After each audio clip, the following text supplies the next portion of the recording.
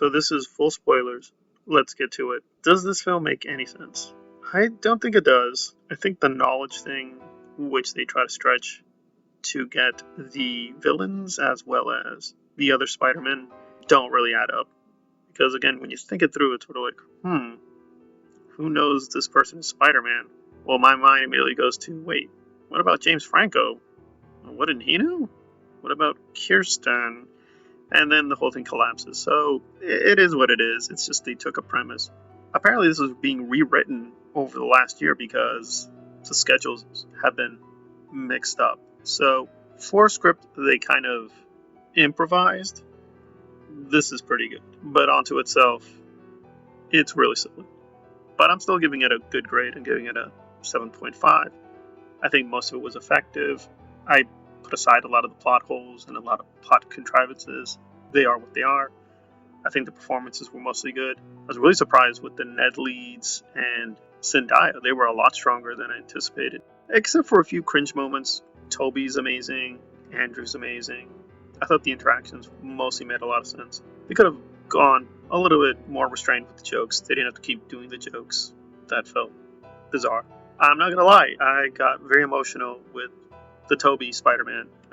That's preference, but I do think he actually had both the strongest acting and was really the most emotive. I'm not gonna lie, I really wish Kirsten did a great cameo because that really would have been amazing. But I think Toby's acting was pretty rock solid, so you could feel like what the universe is doing to him, even if we don't see more of his story that happened off screen. But I didn't really like the Andrew Garfield version in his films, but here I actually liked him a lot. If you can convert me on Andrew, this is a pretty strong film. That said, I usually like auteur cinema, whether it's Denis Villeneuve, James Cameron, John Carpenter, Ang Lee, even Chloe Zhao, a director who has a style and personality I really prefer. This one really doesn't have that much. So aside from the plot being needlessly slow at the beginning and a lot of insane plot holes and pacing issues towards the middle, this doesn't really have much of a style. The CGI in places was very well done, but in other places it just felt kind of just functional.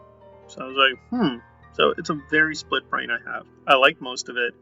I'm not even into the Tom Holland Spider-Man, but I would have to say this was a very well done film. But it had so many issues and problems, you can't give it a 100% or 99%. So the ratings for this are pretty stupid and insane. They're just not being impartial, but I am. I think it would count as one of the top tier Spider-Man films, but more in the middle of the MCU because the MCU has so many movies. It's way better than Thor 2. It's way better than Iron Man 2. It's better than the worst like Endgame or Infinity War. It does make more sense. It's more cohesive. It makes a lot more sense. Willem Dafoe, for the most part, was compelling, although I think after the halfway point, why he does what he does makes no sense at all.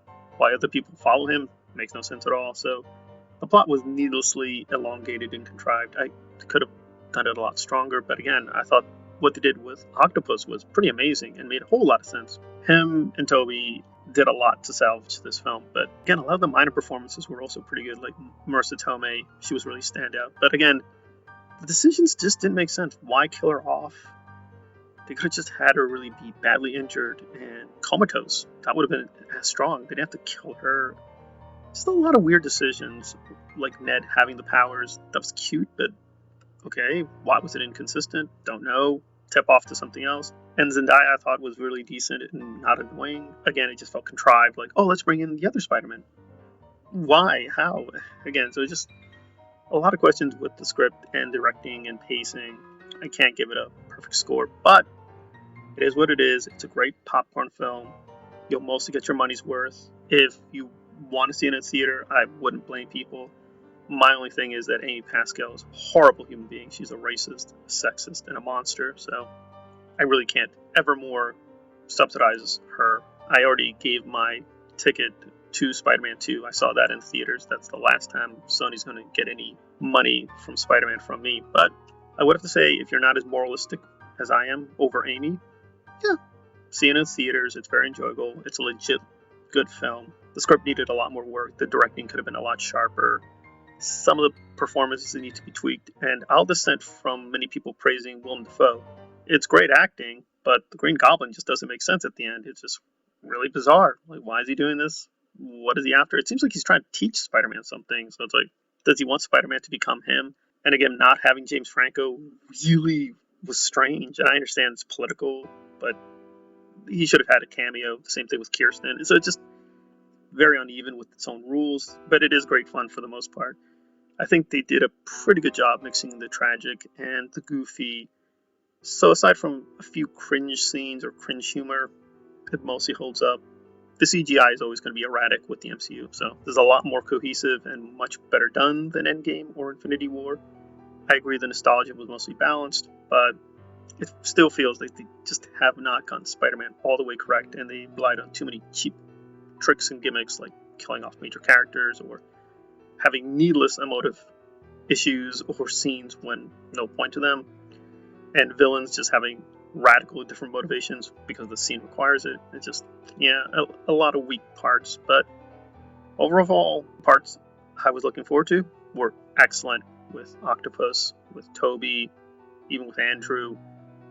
But yeah, Willem, I think, was a lot weaker than I expected. I don't blame him. I think, but again, he seems very committed. So I think when they did the script, it seemed like a good idea. But now watching it, they didn't character assassinate, but it just felt, they were going someplace interesting at the beginning when he was very vulnerable. But then they just relied on a lot of cheap gimmicks as they did with Electro. But again, visually, it looks very arresting.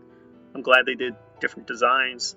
I thought the callbacks, for the most part, were really powerful and were slipped in very cleverly. Like when Electro says, "Oh, I thought you were going to be a black Spider-Man," things like that. I thought they were very balanced. So, again, overall, could have been a really stupid nightmare. So you congratulate them for avoiding another Spider-Man 3, but again, it just didn't feel as strong as it should have been. And maybe that was the rewrites, maybe it was extraneous things like the virus. You can't control those things. But again, the strong parts were very strong.